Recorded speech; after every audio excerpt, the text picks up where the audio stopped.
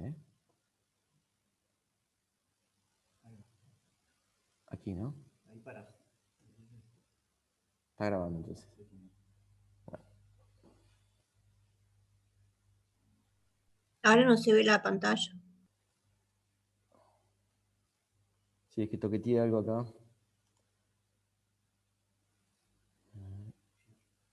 Sí, pero para voy a volver acá. Presentación. Porque si no, no te lo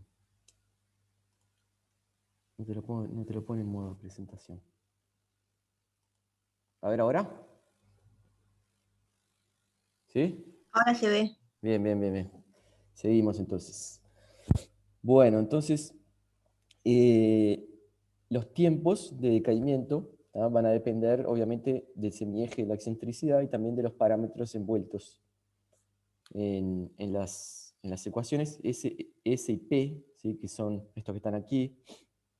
El S depende de la marea en la estrella y el P depende de la marea en el planeta. ¿Tá? Entonces aparecen las masas del planeta y de la estrella, los radios del planeta y de la estrella, y estos parámetros de aquí, 1 sobre Q, ¿sí? Que miden más o menos la disipación o cuán eficiente es cada objeto para disipar energía debido al proceso de formación por las mareas.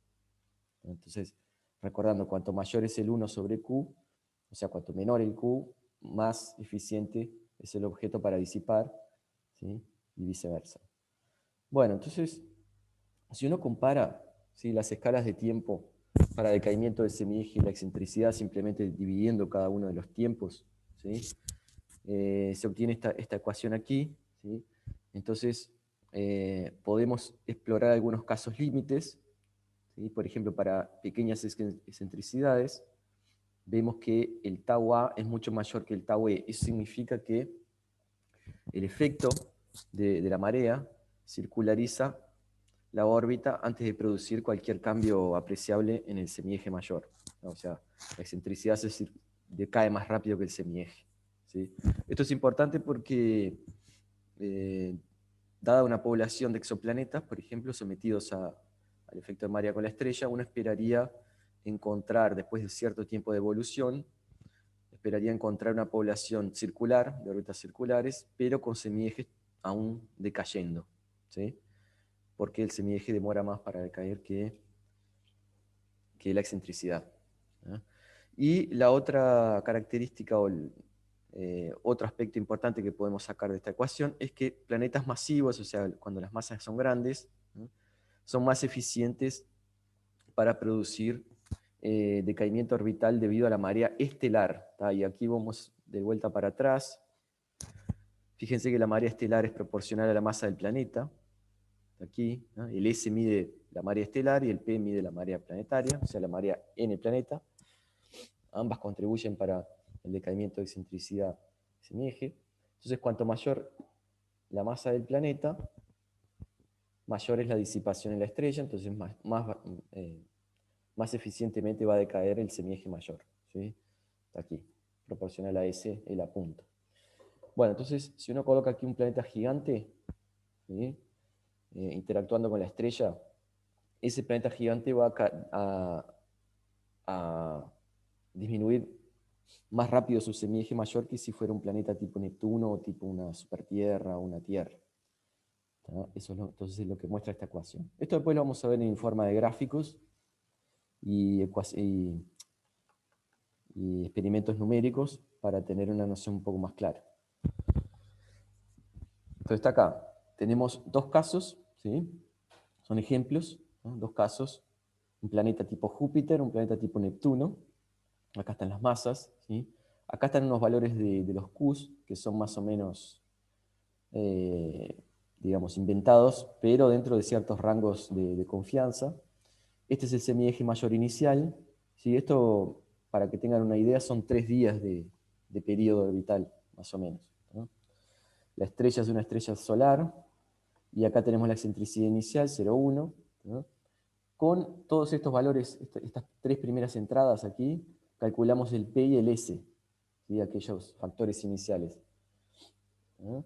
Y calculamos la excentricidad crítica que vimos ayer, repitiendo, la excentricidad crítica es esta, ¿sí?, a partir de la cual el semieje mayor, ¿sí?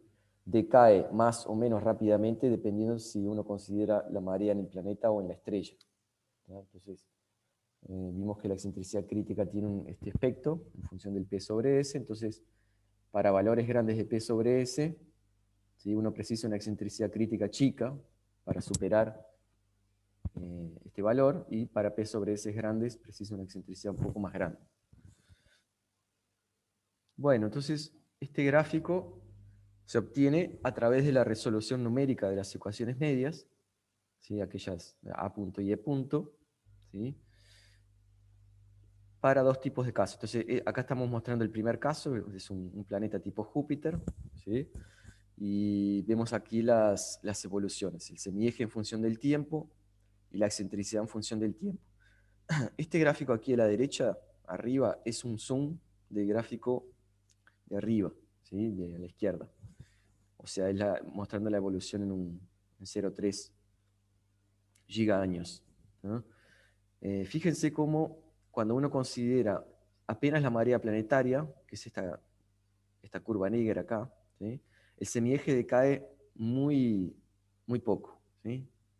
Es bastante poco, de 0,04 a 0,0396, más o menos, ¿sí? Y esto ocurre, ¿sí? Fíjese que queda constante aquí, esto ocurre porque para este tiempo aquí, más o menos 0,05 gigaaños, 0,05, la excentricidad ya es bastante chiquita, ¿sí? Entonces, como habíamos visto, la marea planetaria es proporcional a la excentricidad. Esto significa que cuando el planeta se torna circular o casi circular, la órbita, ¿sí? La marea planetaria ya deja de tener importancia. Y el planeta decae solamente debido a la marea estelar, ¿sí? Que es esta roja aquí. En realidad esta roja es la suma de las dos, ¿sí? Pero como una quedó constante, lo que sobró es la marea estelar, ¿eh? Bueno, fíjense entonces que esto pasa más o menos cuando el planeta alcanza su excentricidad crítica, ¿sí? Que es en este valor aquí más o menos, en este tiempo, ¿sí? La excentricidad crítica. La excentricidad crítica para este caso es 0,05, ¿sí? Para el Júpiter, 0,05. Entonces fíjense aquí, cuando la excentricidad es 0,05, por aquí, 0,05, tenemos este tiempo aquí, que es justamente el tiempo en el cual las dos curvas se separan. O sea, cuando la excentricidad crítica es alcanzada, el planeta decae hacia la estrella, o sea, disminuye su semieje mayor, solamente debido a la marea estelar. Bueno, la marea estelar, como vimos, no depende de la excentricidad, tiene un término que no depende de la excentricidad, entonces va a producir un decaimiento orbital infinito, digamos, hasta siempre. Bueno, esto acá, la simulación hay que terminarla porque para este valor ya tenemos una aproximación muy cercana a la estrella. El programa empieza a dar problemas ahí porque las perturbaciones ya son muy fuertes, y además en estas distancias ya son parecidas con el cruzamiento del límite de Roche, ¿sí? Del planeta con la estrella, entonces uno asume que ya el planeta, digamos, se perdió al cruzar su límite de Roche. Bueno, podemos hacer lo mismo, pero ahora considerando el Neptuno, ¿sí? Que es este caso aquí, ¿sí? Fíjense que la excentricidad crítica aquí es 0,01, ¿no? Entonces está aquí, 0,01, sería este tiempo, más o menos 0,03, estaría aquí. Fíjense cómo se separan las dos curvas, o sea, coincide bastante bien con la predicción teórica, ¿no? Aquí se separan las dos curvas, las dos mareas, de nuevo, llevan al Neptuno a perderse con la estrella. Fíjense la diferencia importante que hay aquí en estos dos gráficos. Tienen aspectos similares, pero la gran diferencia es la escala de tiempo, de evolución. Mientras que para un Sol y Júpiter son 3 millones de años, aquí tenemos 30, casi 30, perdón, 3.000 millones de años, y aquí tenemos 30.000 millones de años, ¿sí? O sea, esto ya son tiempos muy grandes. ¿Tá? Significa que en la edad típica de un sistema planetario, un planeta tipo Neptuno no sería perdido debido al cruzamiento del límite de Roche del efecto de marea, ¿tá? Obviamente que sí, colocamos un planeta más chico todavía que Neptuno, una Tierra, una supertierra, este efecto va a ser más despreciable todavía, ¿no? O sea, va a haber un decaimiento, pero en escalas de tiempo demasiado grandes. Entonces eso es un efecto bastante importante. Bueno, entonces la idea ahora es, vimos cómo los planetas evolucionan debido al efecto de marea, las ecuaciones son bastante simples, el efecto neto es producir un decaimiento orbital y una circularización de la órbita. Entonces la idea ahora es estudiar sistemas de dos planetas, ¿sí? Que aquí es donde viene la parte más complicada, más interesante. Entonces vamos a suponer que tenemos dos planetas orbitando una estrella, ¿sí? Siendo que uno de los planetas está sometido al efecto de marea y el otro es un planeta externo que no sufre el efecto de marea porque está lejos, entonces la marea es despreciable. Bueno, esto ustedes lo habrán visto esto ya en mecánica celeste. Acá esto es puramente conservativo. Imaginen que todavía no le ponemos el efecto de marea. Estas son las ecuaciones de variación de la excentricidad del planeta interno. EP es el planeta interno, S es el compañero, ¿sí? Y aquí las longitudes de pericentro del planeta interno y del compañero. ¿Tá? Estos son expansiones, es una expansión de Legendre de la función perturbadora, ¿sí? Vale para cualquier excentricidad, pero vale para hasta orden 4 en razón de semiejes mayores. ¿Tá? Como habrán visto en las clases de Tabaré, hay varias maneras de desarrollar la función perturbadora. Puede ser un desarrollo en series de potencias de la excentricidad de la inclinación, pero también puede ser un desarrollo tipo expansión de Legendre, que uno expande, considera el parámetro chico, digamos, la razón de semiejes mayores. Entonces esto, por ejemplo, no sirve mucho o sea, se torna complicada esta expansión para planetas que están muy próximos, porque la razón se torna próxima de uno. Bueno, esto está en un artículo eh, de la década pasada, que es bastante interesante porque lo que hace esta señora, Marlin, es colocar, además de la perturbación mutua, ¿sí? Colocar el efecto de marea. ¿Sí? Bueno, estas ecuaciones anteriores uno las puede resolver numéricamente, ¿sí? y obtener a través de un desarrollo cualquiera, ¿no? Vamos a usar, por ejemplo, si consideramos el desarrollo que aparece en el Murray en el capítulo 6, ¿sí? Ustedes saben que la evolución secular del sistema, ¿sí? Tiene valores de equilibrio, se llaman puntos fijos, ¿no? Entonces las excentricidades, ¿sí? Y también la frecuencia propia del sistema, que es la diferencia de longitud de pericentro, el delta omega, ¿no? Oscila alrededor de 0 o 180, que son los puntos fijos en este caso, ¿sí? Bueno, las excentricidades van a oscilar alrededor de puntos fijos también. Los puntos fijos se calculan eh, imponiendo valores de equilibrio en estas ecuaciones anteriores, ¿no? Esto está en el capítulo 7 del Murray de evolución secular, ¿sí? Está explicadito todo, capaz que algunos ya lo vieron. Entonces, por ejemplo, la evolución típica de Júpiter y Saturno, cuando uno considera dos planetas en el sistema solar, son oscilaciones con cierta amplitud alrededor de algún valor de equilibrio, ¿no? Aquí obviamente Saturno oscila con amplitud mayor porque es el planeta de menor masa, y Júpiter oscila con una amplitud un poco menor. Acá están las amplitudes, ¿está? Depende de los semiejes, depende de las masas, de las condiciones iniciales. Bueno, todo esto es conservativo, acá por ahora no hay efecto de marea. Entonces, la idea es que cuando el efecto de marea sea incluido, habría que incluir otro término aquí en estas ecuaciones, o por lo menos en las ecuaciones del planeta que sufre el efecto de marea. Bueno, y eso es lo que se hace aquí. ¿Ah? Esta parte es mucha cuenta, pero es necesario para entender algunas cositas. Cuando uno coloca el efecto de marea aparece un término adicional, que es este WT aquí, que es de tidal, de mareas. Bueno, todo esto, W0, son los mismos términos que las ecuaciones anteriores, solo que se usa aquí por conveniencia para embutir acá en las ecuaciones y que no queden tan grandes, ¿no? Bueno, acá este WQ aquí ya tiene incluido un efecto debido a la relatividad general, porque como son planetas muy próximos, ¿sí? Hay que incluir, además de la marea, la contribución de la relatividad general, ¿no? Entonces el valor de equilibrio que uno obtiene finalmente es este aquí, ¿no? Es el valor de equilibrio, excentricidad de equilibrio, ¿tá? Depende de la razón de semieje, de la razón de masa. Este parámetro aquí depende de la excentricidad, y este gamma está asociado a la relatividad general, ¿no? Bueno, cuando uno resuelve numéricamente esas ecuaciones, obtiene este tipo de gráficos, ¿sí? La excentricidad del planeta interno, que es el planeta sometido a la marea en función del tiempo, ¿sí? Fíjense aquí cómo existe una oscilación alrededor de algún cierto valor, ¿sí?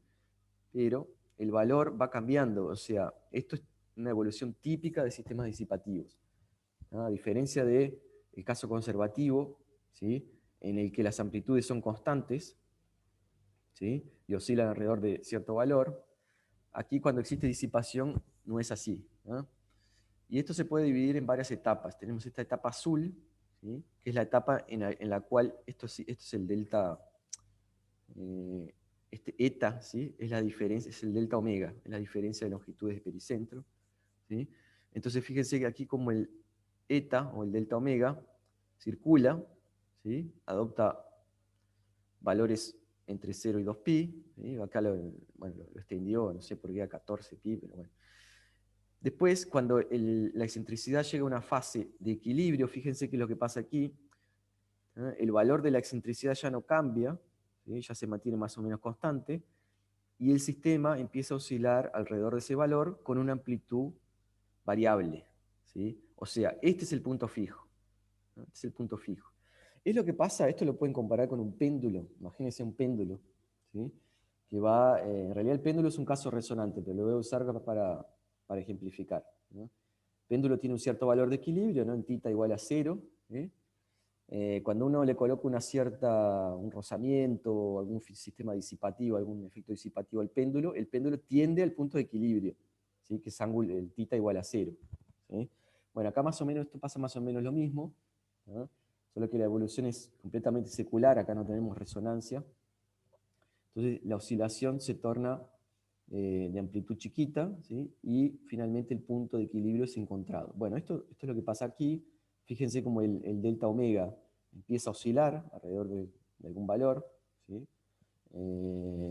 Es cero en realidad, ¿no? A ver, sí.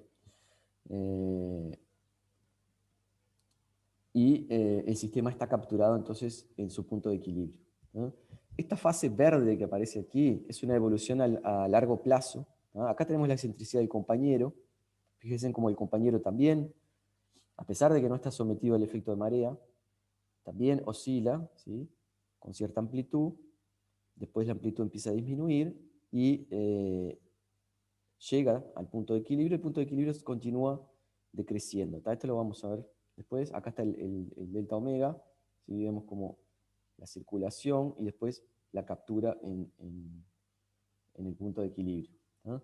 ¿Por qué disminuye entonces la amplitud de oscilación? Porque es un efecto disipativo, ¿tá? La marea lo que hace, como vimos, es disminuir la excentricidad, ¿no? Entonces se preguntarán, si la marea disminuye la excentricidad, acá se puede trazar una cierta curva de ajuste, ¿no? Pero ¿por qué este valor no se tornó cero? En realidad esto no se tornó cero porque no lo dejamos evolucionar bastante al sistema. Entonces cuando consideramos la evolución a largo plazo, tenemos otro conjunto de ecuaciones, ¿sí? Que cuando se resuelven numéricamente, esto está todo en el artículo, lo puse aquí solo para mostrar cómo quedan las ecuaciones y qué es lo que uno tiene que resolver. Son ecuaciones simples, parecen bastante complejas porque tienen un montón de parámetros, pero acá lo que varía son las excentricidades, ¿sí? El semieje del planeta interno y los ángulos, ¿no? Los perihelios, pericentros.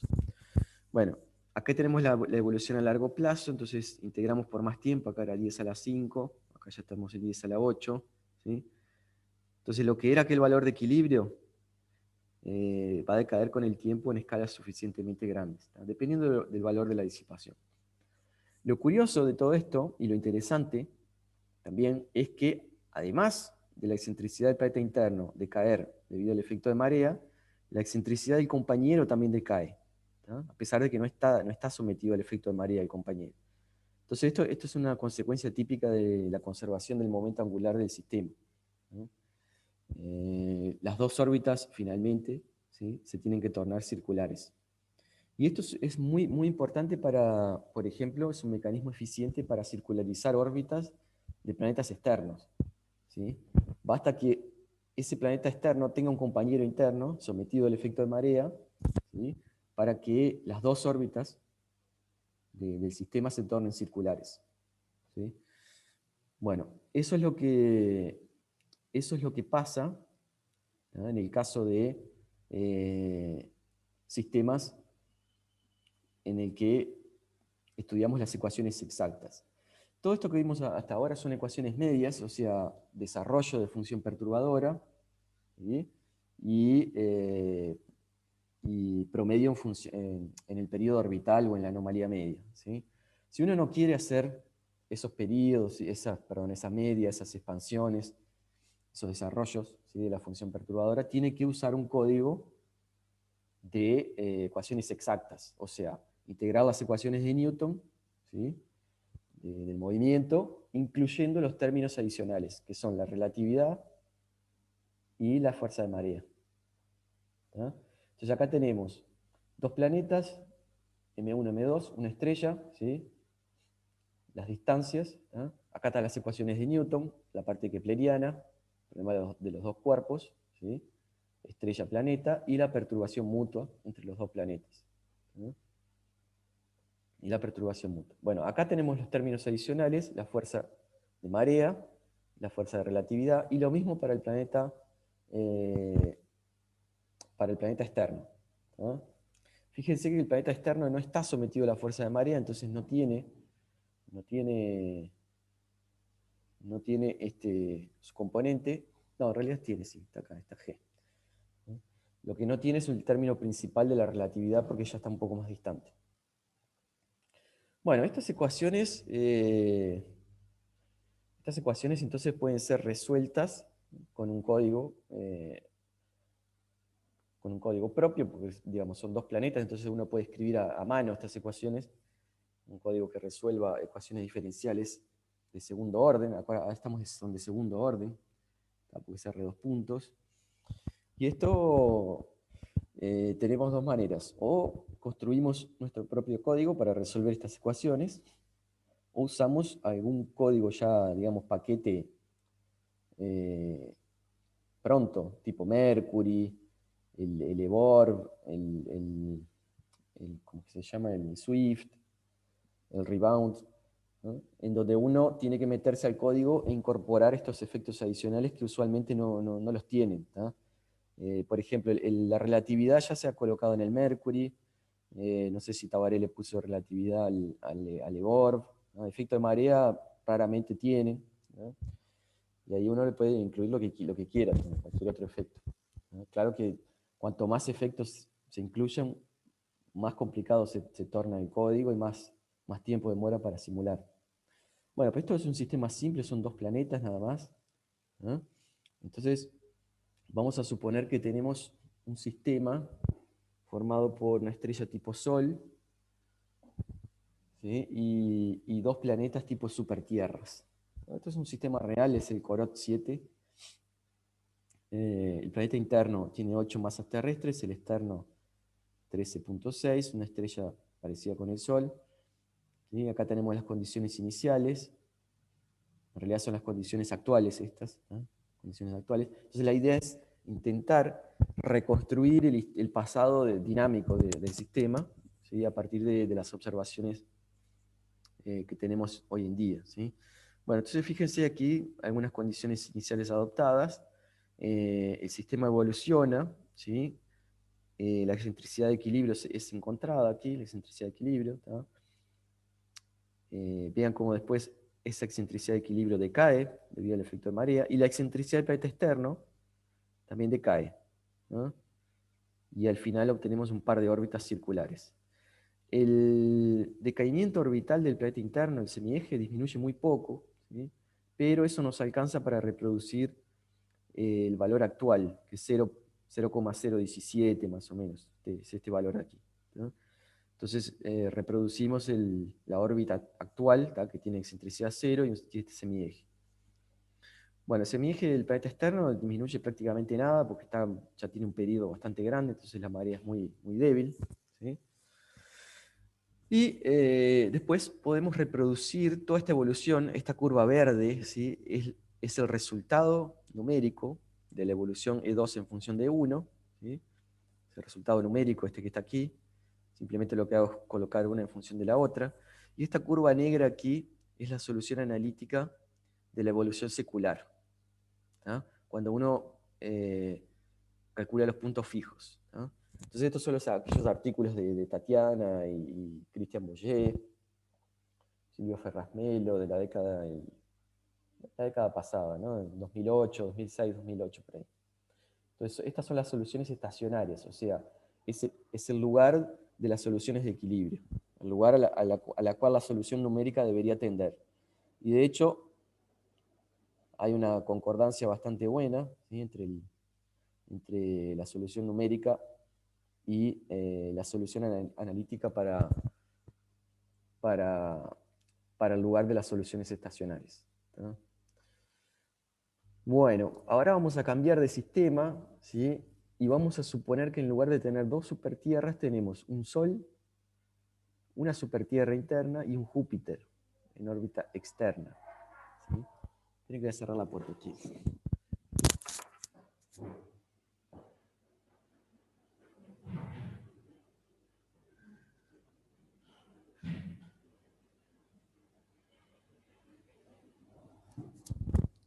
Ahí volví.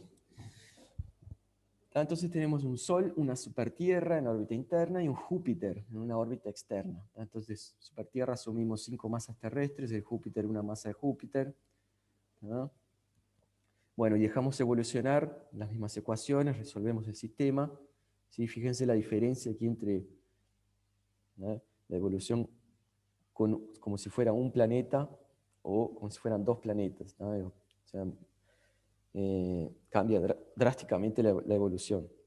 Acá con dos planetas tenemos claramente aquella evolución secular, alcanzando el punto de equilibrio de la excentricidad. Este punto de equilibrio después va a decaer, ¿sí? En escala de tiempo mayores, está acá, ¿no? Está acá. Vean cómo decae. Esto acá es un cruzamiento de una resonancia, movimientos medios, por eso se altera bastante ahí la excentricidad momentáneamente, no hay captura, ¿no? Entonces decae a cero, ¿no? Pero lo interesante de todo esto es que la excentricidad del Júpiter, que era inicialmente moderada, 0,1, ¿sí? El Júpiter no está sometido al efecto de marea porque tiene un periodo grande, el semieje es grande, entonces el periodo es grande, ¿sí? La excentricidad de Júpiter también decae, ¿sí? Y esto es completamente inesperado porque uno tiende a pensar que la órbita de Júpiter, ¿sí?, no va a tener ninguna influencia de la órbita de la supertierra, debido a la diferencia de masas, ¿no? Fíjense aquí, 5 masas terrestres y estos son 300 y poco de masas terrestres, ¿no? Sin embargo, la disipación a la cual está sometida la supertierra hace que la órbita de Júpiter decaiga también en escalas de tiempo similares, ¿no? Acá tenemos 200 millones de años, más o menos 250 millones de años. Entonces este es un resultado que obtuvimos en el 2011, 2010, 2011, cuando yo todavía estaba en el IAG en São Paulo. Y acá vemos la caída, ¿sí?, del semieje mayor, la supertierra, empieza a decaer, el Júpiter no sufre nada, ¿no? Decae el semieje hasta que el límite de Roche es encontrado, y aquí uno asume que el planeta va a ser perdido debido a la evolución de mareas, ¿sí? Bueno, acá están las referencias, ¿tá? Usé básicamente 4 artículos, ¿tá?, que son estos 4 que están aquí. Este es el principal de donde salen las ecuaciones que después en otro artículo nosotros las compilamos. Entonces yo les recomiendo que miren básicamente este de aquí a la izquierda, ¿no? Este de aquí abajo ya es para el caso de dos planetas, ¿sí? Que son las ecuaciones medias para el caso de dos planetas. Y este último es lo que mostré ahora por último, ¿tá? La parte numérica, digamos, para los dos sistemas de supertierras y el de una supertierra y un Júpiter externo. ¿Tá? Es un poquito complicado, un poquito engorroso toda esta cuestión del efecto de marea porque son, digamos, efectos que demoran bastante, entonces uno tiene que tener un poco de paciencia para las simulaciones porque generalmente demora mucho para terminar. No se le pueden andar metiendo factores ficticios de aceleración, porque ahí las ecuaciones dan problemas. Entonces hay que tener, digamos, un poco de paciencia para realizar las simulaciones. Bueno, terminamos esta parte entonces de efecto de marea, ¿no? Voy a pasar para la próxima clase, ¿sí? Tal vez la termine hoy o tal vez no. Y al final les muestro una pequeña tarea que les voy a dejar para que ustedes hagan, que tiene que ver un poco con esta parte así de efecto de marea, ¿sí? Y bueno, lo discutimos al final. Entonces, mientras yo paro aquí la presentación y pongo la otra, o mejor no la paro por si tengo que, tengo que mostrar algo. Así que entonces, bueno, si pueden preguntar cualquier cosa, así después pasamos a la otra clase. ¿Alguna duda, algo que no hayan entendido?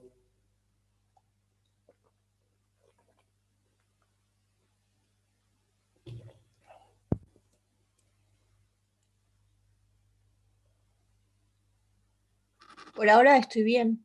Bueno,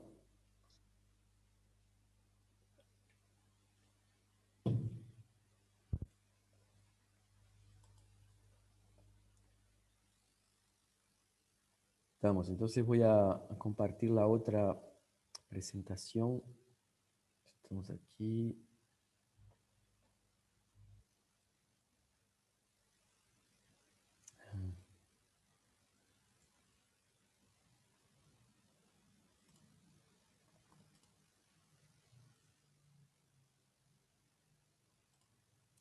A ver, me van diciendo si aparece ahí, por favor. Se ve perfecto. Bárbaro. Bueno, esta va a ser entonces la última, tal vez, no sé, la última clase que semana que viene tal vez hablemos un poco más de otros asuntos, pero es una de las últimas cositas que les quería mostrar, ¿sí? Entonces nosotros vimos hasta ahora que los sistemas planetarios, ¿no? Sistemas de exoplanetas, sufren diferentes tipos de episodios de migración, ¿sí? Migración se entiende como el cambio en el semieje mayor, a lo largo de su historia, ¿sí? Cuando uno habla de historia, tiene que considerar a partir del nacimiento del planeta, ¿no? El planeta naciendo en discos de gas y polvo, ¿sí? Hasta que la estrella se torna una estrella evolucionada, un tipo gigante roja, y el sistema tiende, digamos, a empezar a desaparecer. Bueno, en toda la fase, en varias etapas, ¿sí? de la vida de los sistemas planetarios, existen episodios de migración. Entonces nosotros vimos la migración primordial, que es la migración que acontece cuando tenemos un disco, ¿sí? El disco interactúa con el planeta, produce migración, ¿sí? Esa migración normalmente es convergente hacia la estrella, pero también puede ser divergente, ¿sí? La migración puede ser un mecanismo capaz de explicar poblaciones de planetas calientes, ¿sí? Después vimos también que en la fase final, ¿sí? Aquel artículo que yo les mostré, que la estrella crece, se torna una estrella gigante roja, pierde masa, La pérdida de masa ocasiona un cambio en el semieje, que es siempre divergente, ¿sí? Entonces los planetas migran hacia afuera, ¿sí? Pero existe otro tipo de migración, un poco menos estudiada tal vez, que es esta migración de alta excentricidad o de grande excentricidad, ¿no? Esto es parte de una tesis de doctorado de un alumno mío que defendió ahora defendió parcialmente, ¿no? Es la cualificación para el mes pasado. Entonces voy a mostrar algunos resultados que tenemos, ¿sí? Que esto ya estamos con un artículo casi pronto para mandar. Después muestro un poco más al final. Entonces la idea es que los planetas calientes, ¿sí? En general vamos a hablar de planetas calientes, pero vamos a particularizar esa población a los Júpiteres, entonces vamos a hablar básicamente de Júpiteres calientes. Entonces la idea es explicar cómo los Júpiteres calientes se pueden formar no a través de migración planeta-disco, sino a través de migración de grande excentricidad. Esa migración de gran excentricidad, voy a explicar después, se da a través de fenómenos absolutamente conservativos, ¿no? O sea, no tenemos que acudir ni al efecto de marea, ni al efecto de la interacción de un planeta con un disco, ¿sí? Es puramente gravitacional, ¿no? Bueno, entonces este gráfico aquí muestra la distribución en el espacio de excentricidad y semieje mayor, ¿sí? De planetas de diferente masa. Entonces vamos a llamar a los Júpiteres, ¿sí?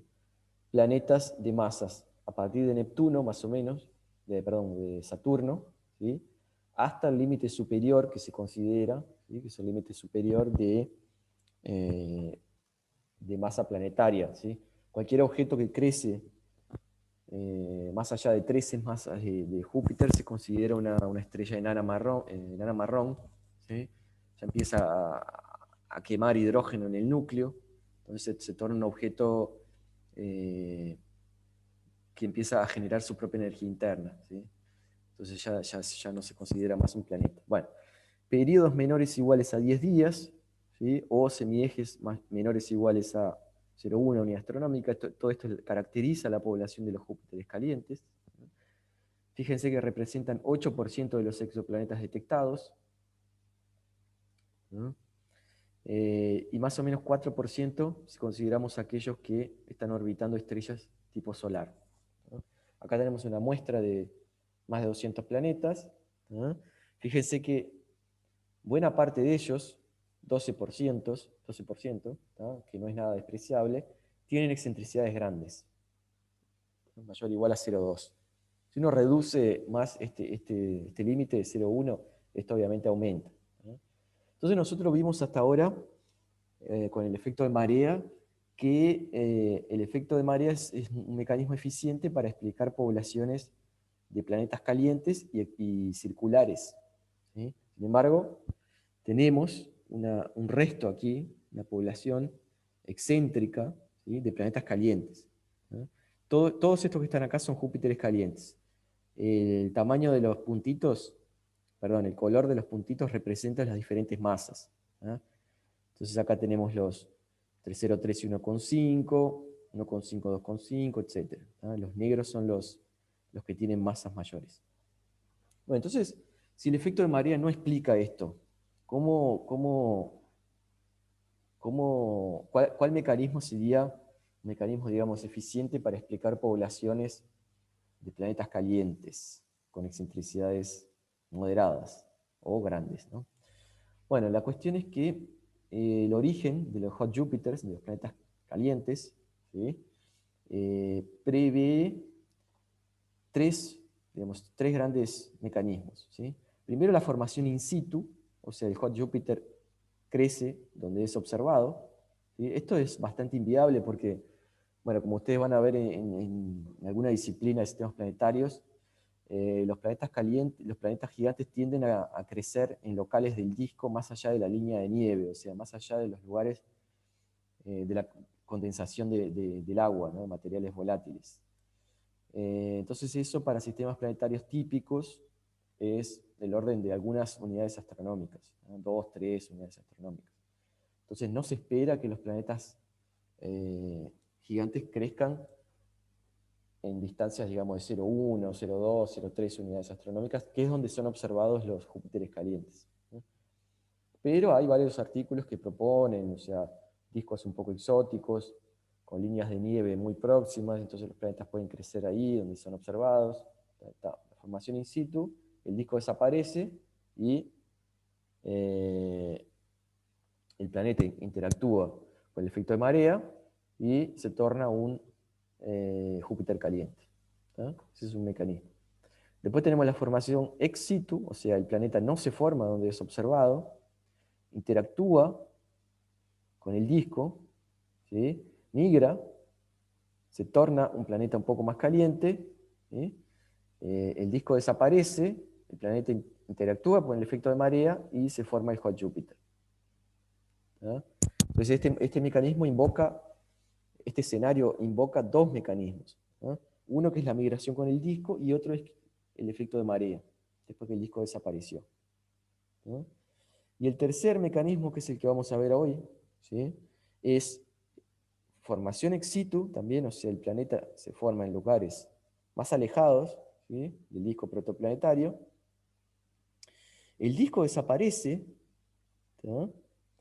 Y existe una excitación de la excentricidad. Entonces lo que vamos a ver nosotros hoy ahora es esto, ¿sí? Cómo se produce esta excitación de la excentricidad, porque ¿qué pasa? Cuando la excentricidad es excitada, digamos a valores altos, 0,5, 0,6, 0,7, 0,8, ¿sí?, las distancias pericéntricas se tornan pequeñas, ¿sí? Las distancias pericéntricas se tornan pequeñas, y el planeta empieza a interactuar por efecto de marea, cuando pasa cerca del pericentro. Entonces, interactúa por efecto de marea y se transforma en un hot Júpiter, ¿no?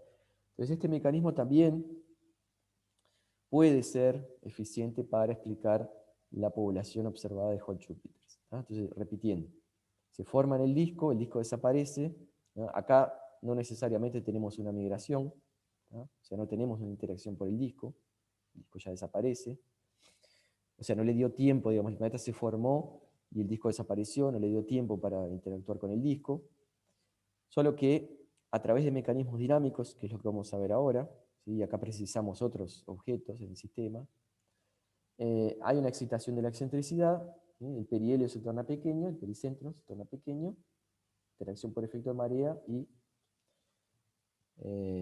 aparecimiento entonces del hot Júpiter. Bueno, este gráfico acá explica un poco todas las poblaciones, ¿sí?, o las diferentes características que tenemos, que son evidencias, son datos observacionales, ¿tá? Tenemos HJ aquí los hot Júpiters, WJ son los Júpiteres tibios, ¿sí? Entonces tenemos acá los diferentes escenarios, la formación in situ, migración por el disco y migración de alta excentricidad, ¿tá? Formación in situ, migración por el disco, migración de alta excentricidad. Bueno, las crucecitas es cuando no se explica por el mecanismo, y el más es cuando se explica, ¿no? Este O aquí es cuando se precisan observaciones adicionales, ¿sí? Y el T es cuando no hay ninguna previsión clara, ¿no?, para el resultado.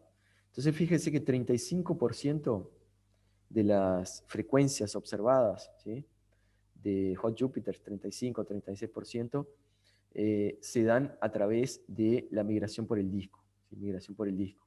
O sea que buena parte de la población de los exoplanetas sería explicada, de los exoplanetas calientes, ¿no?, Júpiteres calientes, sería explicada a través de la migración por el disco, ¿no? Pero la migración por el disco no explica, ¿sí?, por qué son encontrados los Júpiteres calientes elípticos, ¿sí?, que son aquellos que tienen excentricidades entre 0,2 y 0,6, o inclusive puede ser más de 0,6 también, ¿no? Entonces la migración de alta excentricidad es un mecanismo eficiente para explicar esta población aquí, que no es explicada por los otros dos, ¿no?, ni por la formación in situ, ni por la migración del disco. Bueno, entonces acá tenemos la migración de alta excentricidad, ¿tá? La excentricidad se excita, ¿sí?, por algún mecanismo que vamos a ver ahora, ¿sí? Entonces disminuye el momento angular orbital, porque el momento angular orbital es proporcional a 1 menos e al cuadrado, ¿sí? Cuando la excentricidad crece, el momento angular disminuye, ¿sí? Entonces el momento angular disminuye, lo que tiene que pasar es que el semieje del planeta también se va a ver alterado de alguna manera, ¿no? Bueno, para excitar la excentricidad de un planeta precisamos acudir a diferentes mecanismos. Acá vamos a estudiar 4, ¿sí? Después tenemos 2 más, ¿no? Esto es el scattering, scattering planetario, ¿no? No sé si habrán escuchado hablar, pero el scattering se produce cuando, digamos, tenemos dos planetas muy próximos, en órbitas muy próximas, y hay una evolución caótica, y lo que sucede normalmente es que un planeta es eyectado y el otro, yo hablé un poquito de eso, no me acuerdo si fue ayer o antes de ayer, y el otro queda con una excentricidad absolutamente excitada, ¿sí? Esto da origen a planetas eyectados, colisiones, encuentros próximos, ¿no? Después tenemos el mecanismo Lidov-Kozai, que es una interacción secular. Hay un cambio periódico de momento angular, ¿sí? Esas variaciones periódicas se dan entre la excentricidad y la inclinación mutua. Imaginen que tenemos dos planetas, ¿no?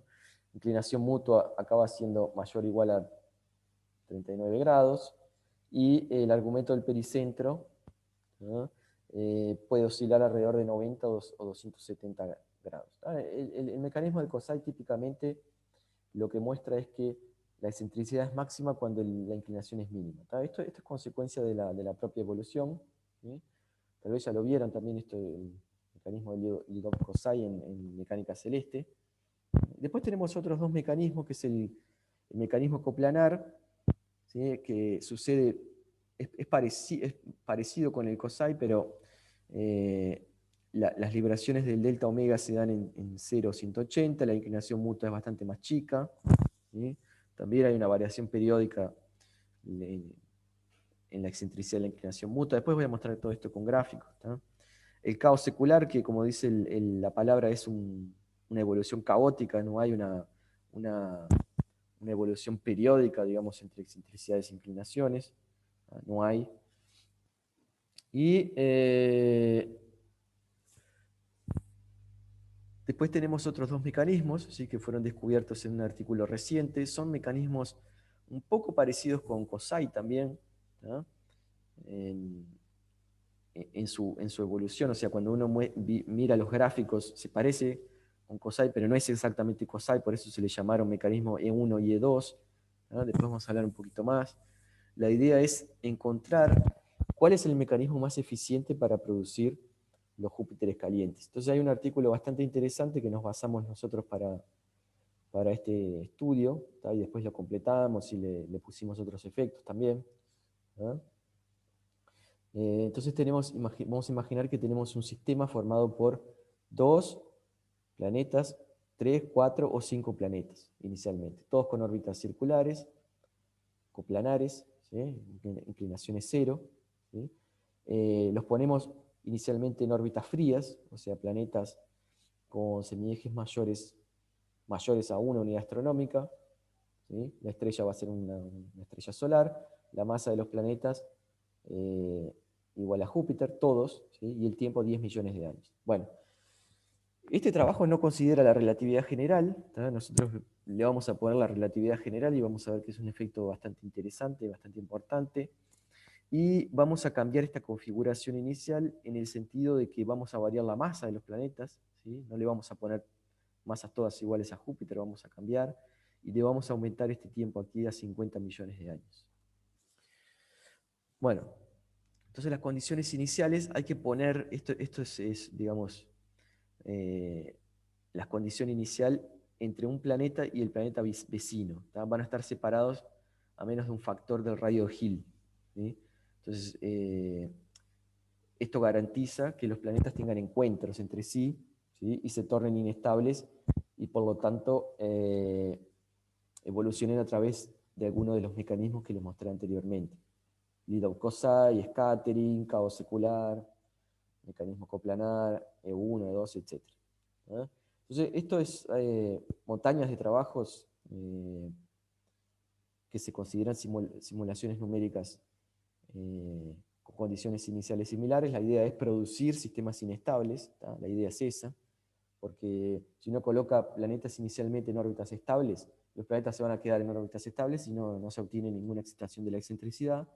¿Sí? Nosotros queremos que la excentricidad de uno o más, ¿no? Por lo menos uno de los planetas, sea excitada para que se produzca esa migración de alta excentricidad. ¿Sí? Bueno, entonces ponemos condiciones iniciales en 1 y 5 unidades astronómicas. El número inicial de planetas que nosotros consideramos es 3, 4 y 5. ¿Sí? Estas son las condiciones iniciales que hay que ponerle al programa, ¿sí? Para que se garantice entonces, para que se reproduzcan sistemas inestables. ¿No? Bueno, los ángulos son aleatorios, ¿sí? Y la inclinación le damos 2 grados ahí de libertad, ¿sí? Simplemente para ver cómo se comporta el sistema, excentricidad de 0 iniciales, ¿tá? Y tiempos dinámicos de 50 millones de años. Bueno, consideramos 4 casos, ¿sí? De configuraciones iniciales de masa. ¿No? Los planetas todos iguales, ¿tá? Que es lo que hicieron estos investigadores del artículo que les comentaba, planetas todos iguales, ¿no? Masa de Júpiter, todos iguales. ¿No? Una configuración de masa creciente en que el planeta interno tiene menos masa y el externo tiene más masa, ¿sí? Masa creciente. Configuración de masa decreciente, ¿sí? O sea, el planeta interno es el más masivo y el planeta externo es el menos masivo. Y por último, configuración de masa aleatoria en el que no hay un privilegio, ¿sí?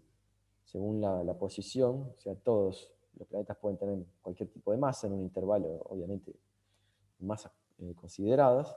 ¿No?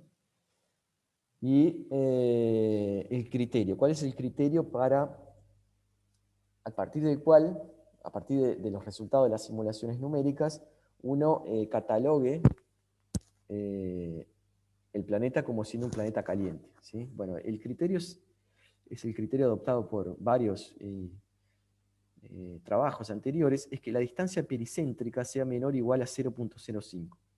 ¿Sí? Si la distancia pericéntrica es menor o igual a 0.05, esto garantiza, voy para atrás un poquito acá, esto garantiza que el efecto de marea sea suficientemente importante para producir un planeta caliente. ¿No? O sea, el semieje va a disminuir, como ya vimos, por efecto de marea, y se va a tornar un planeta caliente. ¿No? Entonces la excentricidad aumenta, la distancia pericéntrica se torna chica y el planeta evoluciona por efecto de marea para disminuir su semieje y transformarse entonces en un planeta caliente. Bueno, entonces este es el criterio. ¿Tá? El tema es que nosotros no podemos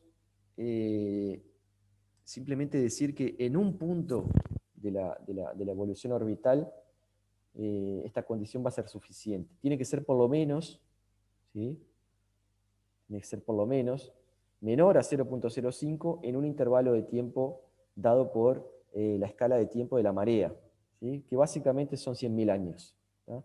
Entonces, si nosotros tenemos que durante 100.000 años, o por lo menos durante 100.000 años, el planeta mantiene un perihelio menor o igual a 0.05, entonces ese planeta va a ser catalogado como un planeta caliente. ¿Tá? Y eso es una estadística de las simulaciones que tenemos que hacer después, ¿no? Ver el resultado de las simulaciones, ¿sí? Y catalogar entonces cuál fue el resultado de los planetas calientes.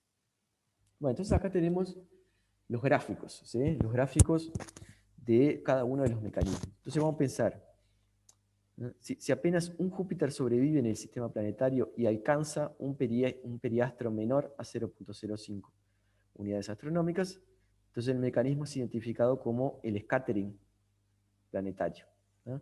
Entonces este sistema, por ejemplo, ¿tá? Estos son muchas simulaciones. Para que tengan una idea, en este trabajo tenemos 100.000 simulaciones hechas, ¿no? 100.000 condiciones iniciales.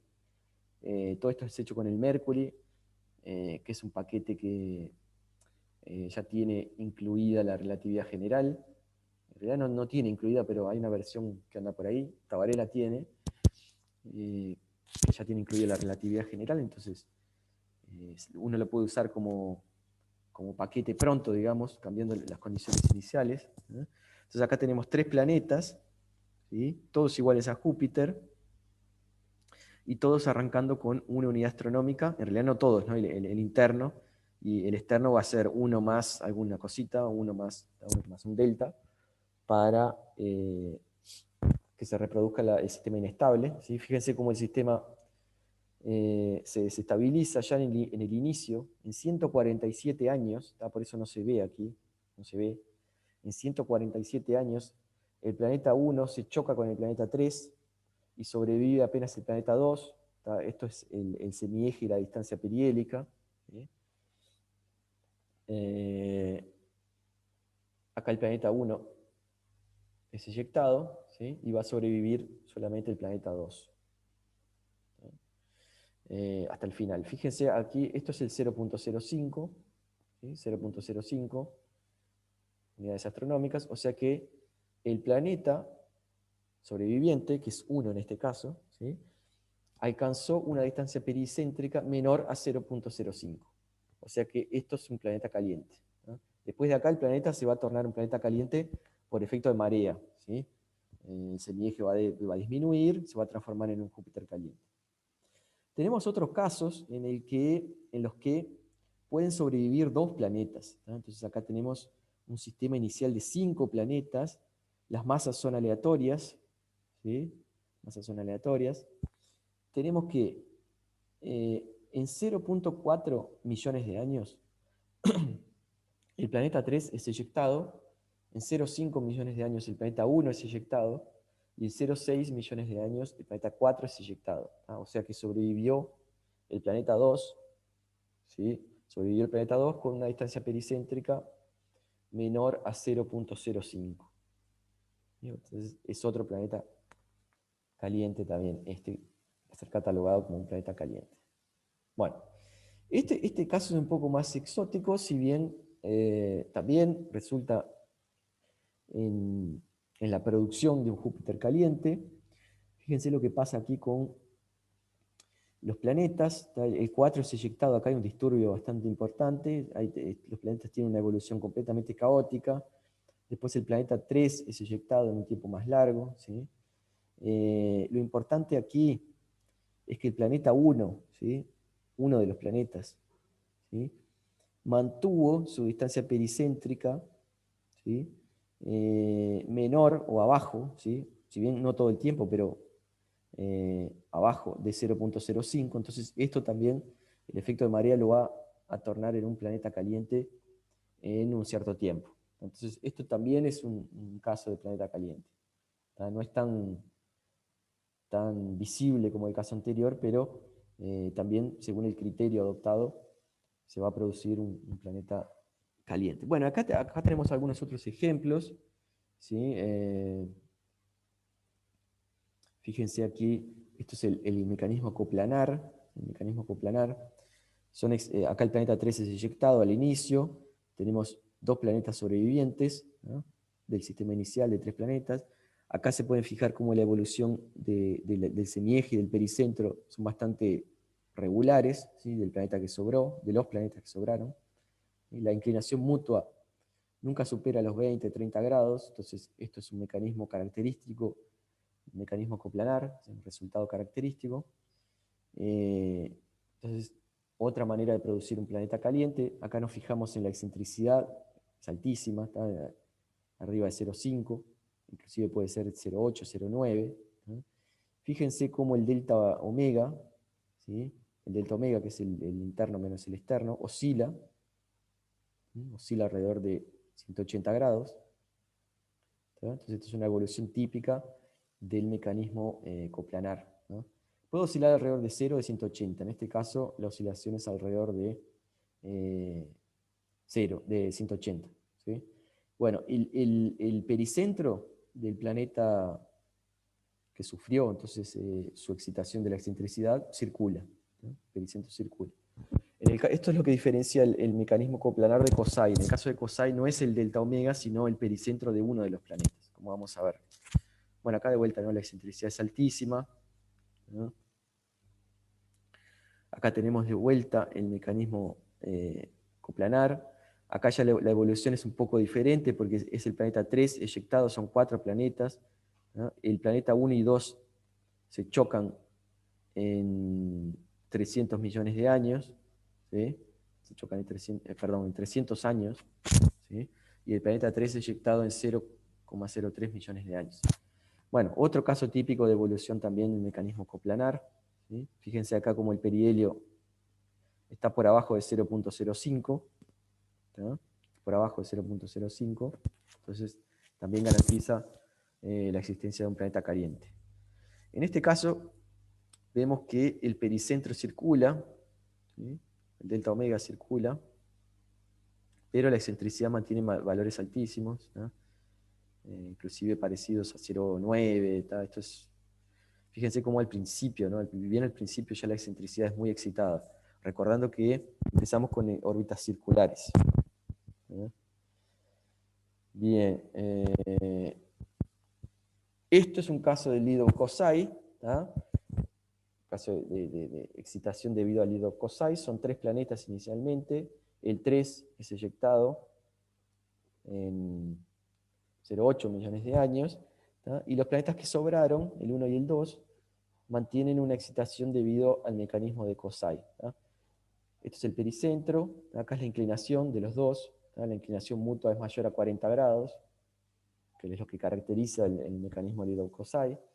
Acá tenemos la excentricidad, ¿sí? Del planeta interno. Fíjense cómo ahora la captura en 270, que es uno de los puntos de equilibrio del Lido-Cosai, puede ser 0, 180, 90 o 270. La excentricidad grandísima también. ¿Sí? Entonces todos estos mecanismos son eficientes para producir excitación de la excentricidad. Acá tenemos el omega en función del tiempo, oscilación alrededor de 270. Esto es una captura típica en mecanismo Lido-Cosai, ¿sí? Mecanismo Lido-Cosai. Para la existencia y para la manutención del mecanismo Lido-Cosai se precisan 2 planetas, ¿no? No sirve, digamos, que uno sobreviva con excentricidad alta. Precisamos 2 para mantener la excentricidad alta, ¿no? Y acá tenemos los 2 planetas. Puede ser un planeta, puede ser una estrella compañera. Las estrellas compañeras también producen efecto Lido-Cosai. En este caso no, porque tenemos apenas una estrella, ¿no? Pero la cuestión es que el planeta interno, que se va a transformar en Júpiter caliente, está sometido al mecanismo Lido-Cosai debido al planeta externo, ¿no? Que sobrevivió en una órbita externa. Y este es el mecanismo secular, caos secular, ¿no? Fíjense que acá que no hay ningún comportamiento periódico, ¿no? Del perihelio ni de las excentricidades. Las excentricidades son absolutamente caóticas y las inclinaciones también. Fíjense los valores acá completamente erráticos y altísimos, ¿sí? Casi 1, casi órbitas coplanares, ¿no? Pero lo importante es que el planeta interno produjo, ¿sí? Perihelios menores a 0,05, que es nuestro criterio para adoptar un planeta caliente. O sea, que después, cuando uno le coloca el efecto de marea, entonces consigue reproducir un planeta caliente, ¿no? Este es el mecanismo caos secular, entonces. Aquí las excentricidades en función de los... No sirve mucho este gráfico, porque no muestra gran cosa, pero es simplemente para mostrar que no hay un episodio periódico de variación, ni del ángulo ni de la excentricidad. Aquí tenemos aquel mecanismo E1, estos son como si fueran como híbridos, ¿tá? Son mecanismos híbridos entre Cosai y el mecanismo coplanar, ¿tá? Oscilación periódica, ¿tá? Bien comportada, ¿sí? De la excentricidad y de la inclinación. Acá tenemos el perihelio, este es el perihelio, ¿no? Este es el semieje, acá este es el semieje, el perihelio. Fíjense cómo el perihelio se mantiene abajo de 0,05 episódicamente, ¿sí? Periódicamente. La inclinación altísima del planeta interno. ¿Sí? Opa. Este era el mecanismo E1. Y pensé que les iba a mostrar el mecanismo E2, pero no sé por qué no quedó aquí. Pero el E2 es parecido, lo único es que hay una un cambio en la excentricidad, eh, perdón, en el perihelio del planeta que está sometido al mecanismo. ¿Tá? Voy a parar aquí de mostrar este PDF. Voy a buscar un otro archivo que creo que yo le había puesto. Un minutito, por favor. A ver si lo tengo por acá.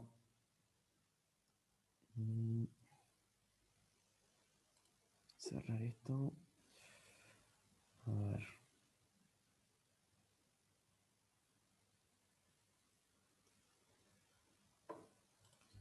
Creo que lo había bajado.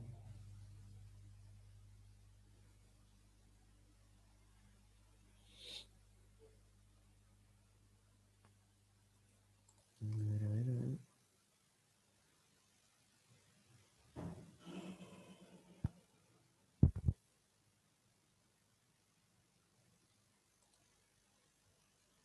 Ah, es este.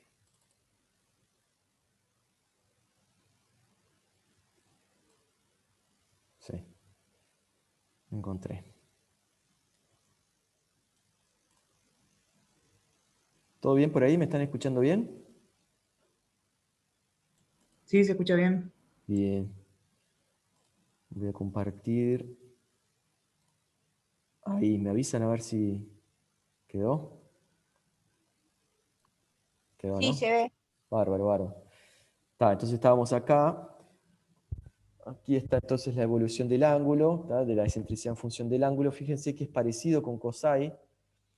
¿Ah? O sea, hay una captura aquí en 180. La diferencia es que quien oscila es el delta omega y no el omega. ¿Sí? El delta omega. El omega circula, ¿no? También aquí como el omega circula. ¿No? Pero la excentricidad siempre alterada, excitada para valores grandes. ¿No? Bueno, entonces aquí tenemos otro ejemplo del mismo mecanismo. ¿Sí? Fíjense ahora el perihelio queda ahí, queda como que cerquita, ¿sí? Pero igual atraviesa el 0.05, entonces también es considerado, se va a formar un planeta caliente. ¿No? Inclinaciones mutuas grandes, ¿sí? Inclinaciones mutuas grandes. Todo esto recordando que las órbitas inicialmente son circulares y casi coplanares, ¿no? Entonces estos mecanismos, digamos, de inestabilidades iniciales garantizan la existencia de órbitas excéntricas y altamente inclinadas, ¿no? Aquí tenemos este mecanismo que es el E2, no oscila ni siquiera ni el delta omega y tampoco el omega, circulan, ¿sí? Circulan, adoptan cualquier valor entre 0 y 2pi. ¿No? Bien, y aquí de vuelta, ¿no? Otro mecanismo, acá son 4 planetas, masas en el escenario creciente, ¿tá? Planeta interno menos masivo, planeta externo más masivo, condición inicial 5 unidades astronómicas, o sea que son planetas fríos, ¿no? Son planetas fríos. Acá tenemos 4 planetas, ¿no? El planeta 1 es eyectado aquí en 22 millones de años y el planeta 3 en 23 y sobraron el planeta 4 y el 2. ¿No? Acá tenemos el perihelio, fíjense el perihelio como oscila mucho, ¿no? Esto es una evidencia de que la excentricidad también va a oscilar mucho, está por acá la excentricidad. ¿No? Valores enormes, casi 1. ¿Sí? La inclinación también. Acá hay un acople bastante visible entre las excentricidades. Esto es característico de este mecanismo E2. Como es un híbrido, ¿no? Se parece un poco al COSAI, pero no es exactamente. El COSAI se le llama, no tiene nombre definitivo todavía. E1 y E2. Acá están las excentricidades. En función de delta omega y en función del omega, los ángulos circulan. No hay captura. No hay captura como en este caso. Yo le llamo captura, pero en realidad es oscilación alrededor de un punto de equilibrio. No es captura resonante en este caso. ¿Sí? Es una oscilación alrededor de un punto de equilibrio. En este caso no tenemos. Y bueno, ahora un resumen, ¿sí?, de los resultados obtenidos de la estadística, porque con 100.000 simulaciones numéricas, ¿ah? Lo más difícil no es realizar las 100.000 unidades, las 100.000 simulaciones numéricas, porque uno las puede rodar en un clúster, las puede correr en un clúster y deja terminar, ¿sí? El tema es que después hay que analizar la montaña de datos, ¿sí? Y realizar una estadística sobre la eficiencia de los diferentes mecanismos para producir Júpiteres calientes, y es lo que hicimos lo que está haciendo en realidad mi alumno con su proyecto de doctorado. Entonces acá les voy a adelantar algunos resultados. Les pido que no lo muestren esto porque todavía estamos ahí con el artículo para salir, para someter. Acá estas son 72.000, pero faltaron unas que las estamos terminando de analizar ahora. Bueno, vemos que la relatividad, entonces, en este caso, ¿sí? no produce un efecto demasiado importante, ¿sí? Acá tenemos eyecciones, son 128.756 eventos de inestabilidad, ¿tá? Obviamente que esto es mucho mayor que el número de simulaciones porque como son más planetas, ¿sí? Pueden haber muchos planetas, pueden haber 4 o hasta 5 planetas. En cada una de las simulaciones vamos a tener muchos eventos de inestabilidad. Entonces fíjense cuántas inestabilidades que obtuvimos. Acá estamos en azul, eyecciones, en naranja, colisiones entre planetas, y en amarillo, impactos con la estrella central. ¿Tá? O sea que tenemos 3 tipos de inestabilidades: eyecciones, colisiones entre planetas y colisiones con la estrella. El mecanismo más eficiente de inestabilidad son las eyecciones. Esto uno lo tiene que linkear con la posibilidad de que estos sistemas contribuyan para el repoblamiento, digamos, de planetas interestelares, ¿sí? Que hablamos en la clase pasada, de los free floating planets, porque el mecanismo más eficiente, ¿sí? Para producir inestabilidades son las eyecciones. Entonces, estas eyecciones lo que hacen es contribuir, ¿sí? Para la población de planetas interestelares, ¿no? Planetas errantes o interestelares o huérfanos, como le quieran llamar, ¿sí? Entonces, la relatividad general no tiene un efecto tan importante en cambiar la estadística de las inestabilidades, ¿sí? Sí va a tener un efecto en producir diferentes mecanismos, ¿no? En la eficiencia de cada uno de los mecanismos. Bueno, entonces acá comparamos con resultados que ya existen en la literatura, ¿sí?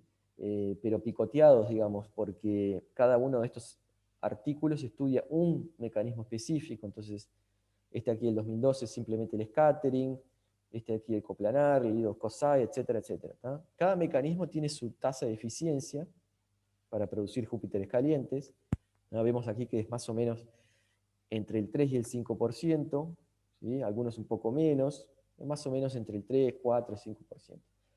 Bueno, nosotros obtuvimos 2.240 candidatos a Júpiteres calientes. Esto representa una eficiencia del 3.1% en relación a la población total de simulaciones realizadas, de 72.000.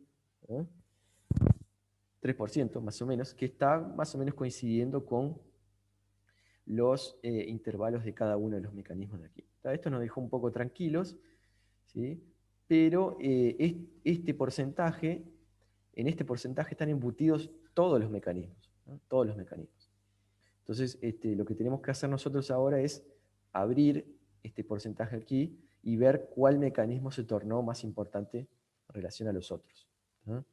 Bueno, y esto está resumido aquí, en este gráfico, en este histograma.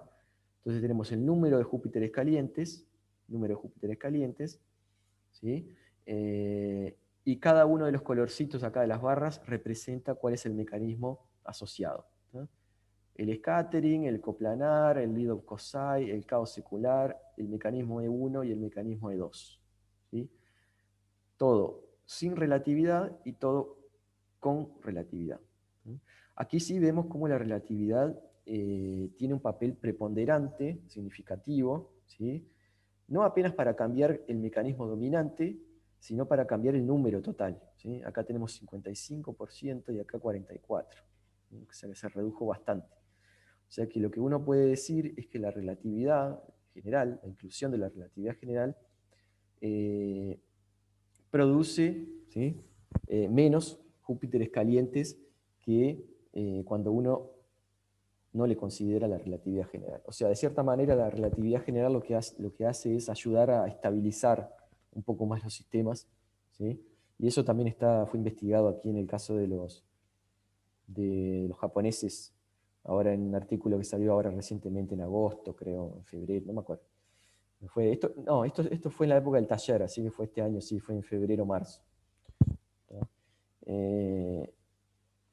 Lo que hace la relatividad general, digamos, no excita la excentricidad a valores tan altos, ¿no? Entonces, en definitiva, modera un poco las inestabilidades.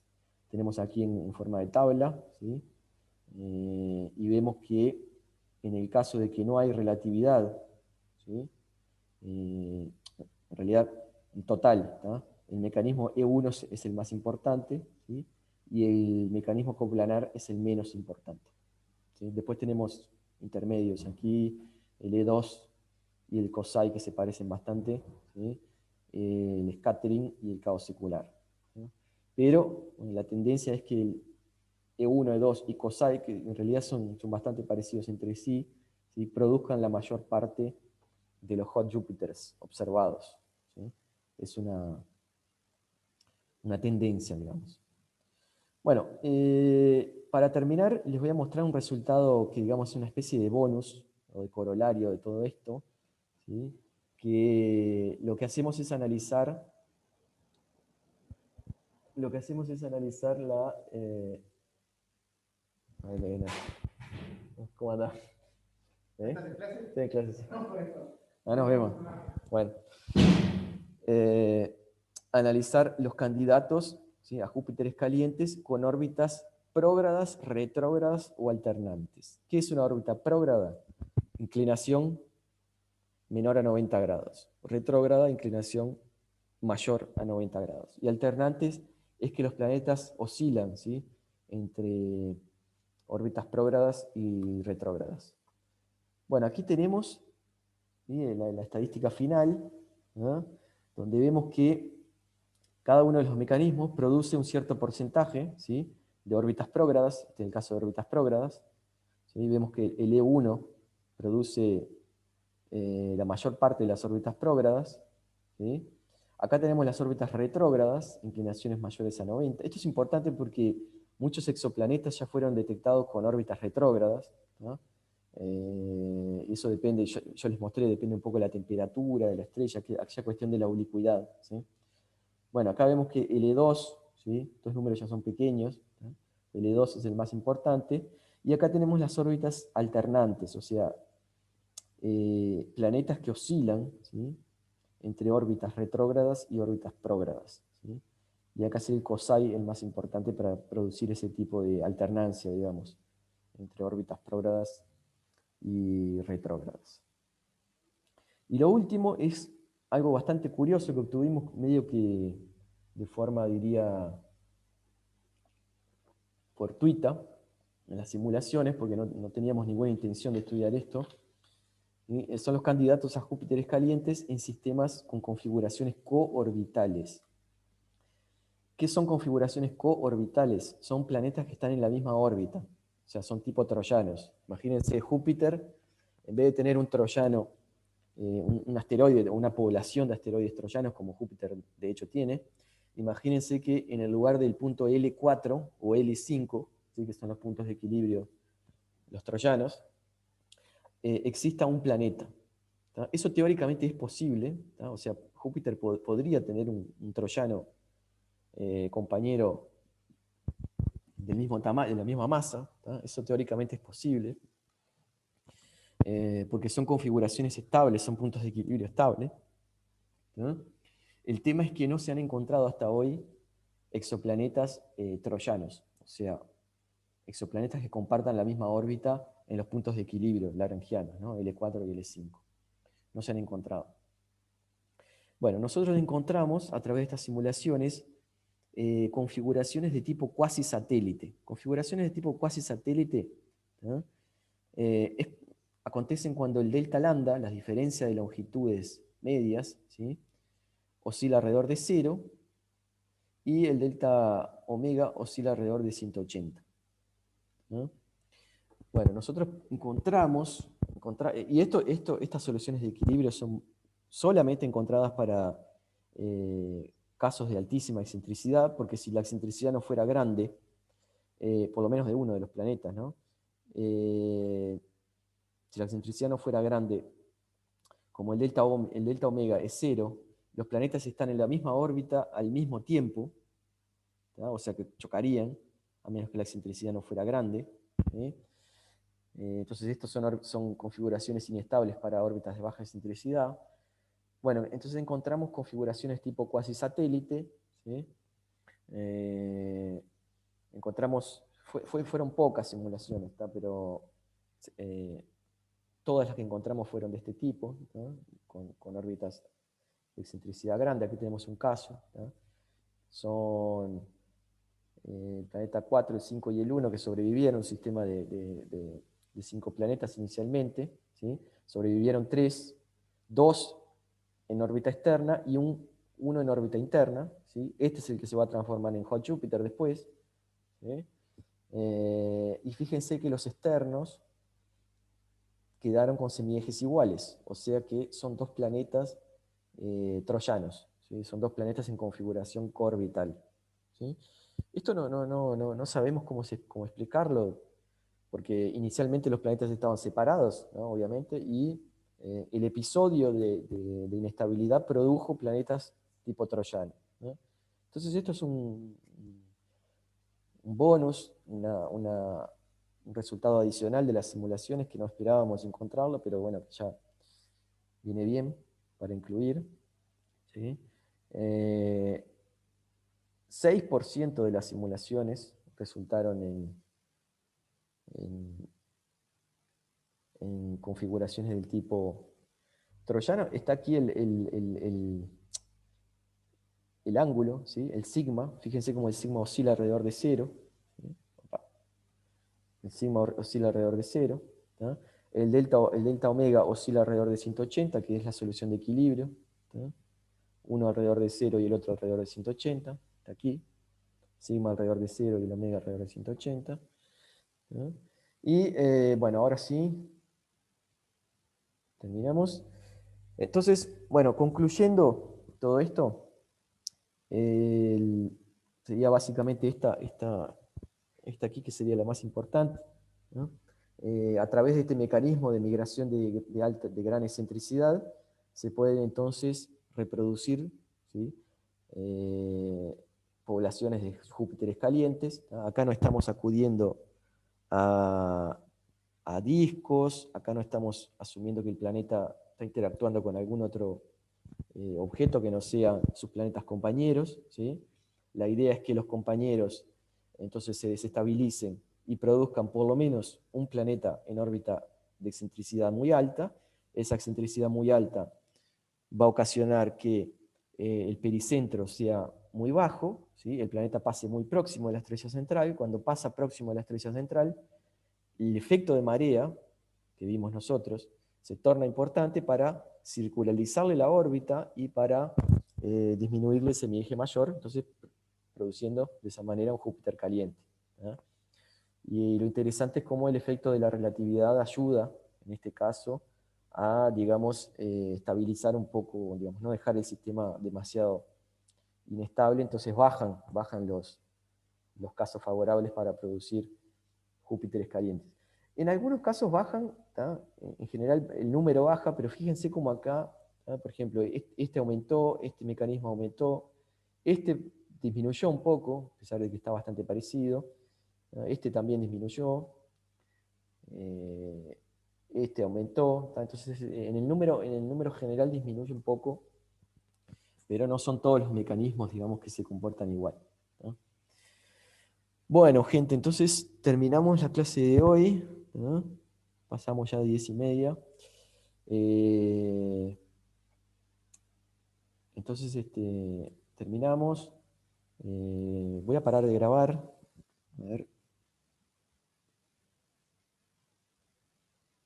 Tengo acá.